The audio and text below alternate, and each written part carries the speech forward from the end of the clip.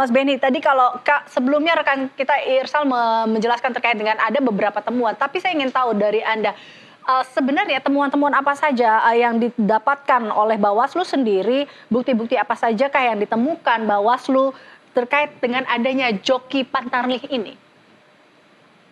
Ya, selama proses pencocokan data daftar pemilih ini, Bawaslu Provinsi DKI Jakarta mengerahkan seluruh jajaran kami di tingkat kota, tingkat kecamatan, sampai tingkat kelurahan itu untuk melakukan pengawasan secara melekat.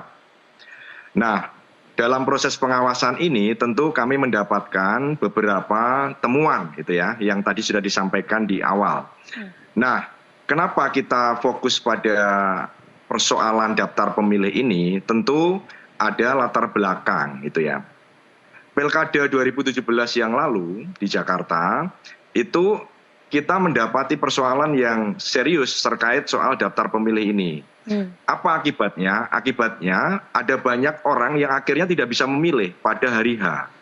Dan itu beragam, mulai dari tingkat, katakanlah kalau kita bikin klaster, itu tingkat pemilih elit, ya, menengah, bahkan sampai juga pemilih di tingkat akar rumput. Artinya mereka yang tinggal di apartemen, mereka yang tinggal di rusun, bahkan di perkampungan itu tidak bisa memilih itu. Karena apa? Karena dalam proses penyusunan daftar pemilihnya itu harus benar. Kalau misalkan tidak benar, ini konsekuensinya di dalam hari H nanti itu akan menjadi problematis. Nah, berdasarkan pengalaman Pilkada 2017 ini, kami Bawaslu Provinsi DKI Jakarta tentu sebagai pengawas ya, itu punya tugas memastikan seluruh prosedur, mekanisme, tata cara ini berjalan sesuai dengan regulasi yang ada.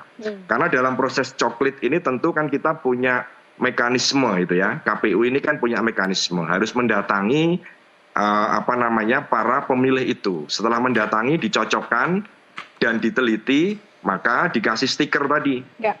Nah, supaya apa? Supaya pemilih ini harus nantinya bisa masuk di daftar pemilih tetap. Karena dalam proses pilkada kita, setiap pemilih itu harus masuk di dalam daftar pemilih tetap. Ketika itu tidak masuk, ini akan menjadi soal nanti pada hari H pemungutan suara di tanggal 27 November mendatang. Kurang lebih itu yang menjadi problem. Berangkat dari pengalaman empiris pilkada yang lalu, Bawaslu tentu bersama-sama dengan rakyat mengawasi proses coklit ini dengan benar dan baik gitu ya. Baik.